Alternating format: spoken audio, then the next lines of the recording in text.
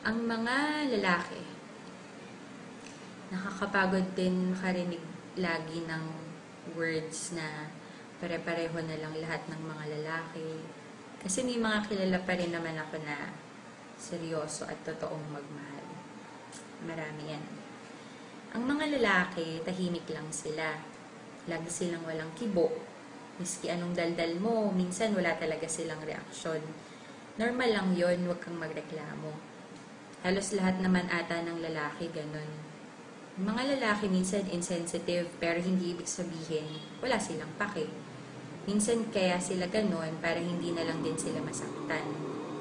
Yung mga lalaki na yan kahit walang kibo, nasasaktan din naman sila.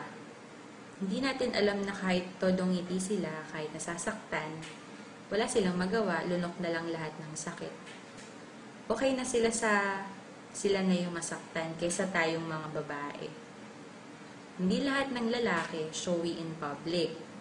Minsan, sapat na nasa'yo pinapakita na mahal ka talaga niya. Hindi naman ang buong mundo ang minamahal nila, kundi ikaw. Minsan, hindi din sila ma-effort kasi hindi naman nababase dun kung mahal mo talaga ang isang tao. Yung effort na sinasabi ko, yung mga gifts at surprises ha. Hindi yung effort na pasayahin ka, alagaan ka at pahalagahan ka. Minsan, hindi din sila vocal sa pagmamahal nila sa'yo. Maraming boys ang ganyan.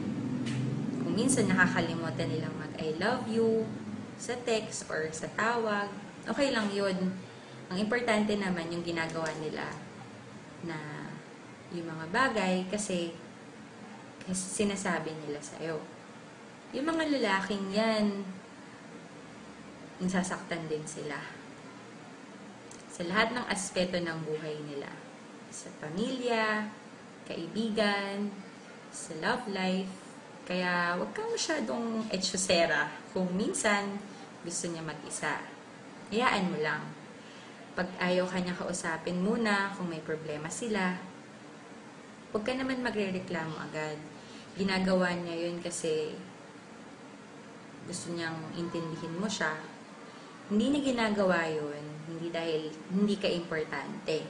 Pero ginagawa niya yun kasi sobrang mahal ka niya at ayaw ka niyang madamay at mahirapan sa pinagdadaanan niyang paghihirap.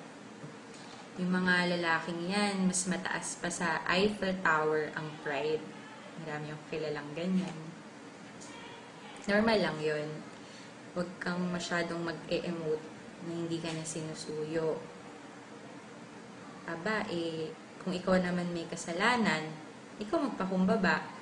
Kasi kahit gaano pa kataas yung pride nila, kung alam nilang sila yung mali, sila naman yung nagpapakumbaba.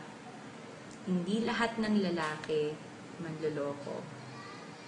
Taga mo yan sa bato. Hindi dahil nagmahal ka at nabigo ka, uhusgahan mo na silang lahat. Kaya nga iba-iba tayo ng mukha.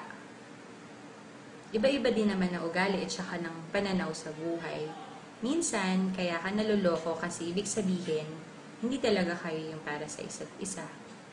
Minsan, pinapadanas din sa'yo ng Diyos kung paano masaktan, para alam mo kung paano magmahal palalo. Tandaan mo na hindi lahat ng lalaki ay pare-pareho.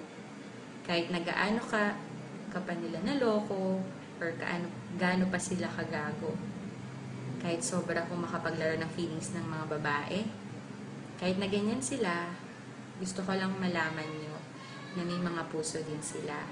At gusto lang nila ng isang tao na iintindi sa kanila at magsistay sa tabi nila kahit na gaano pa sila kagago.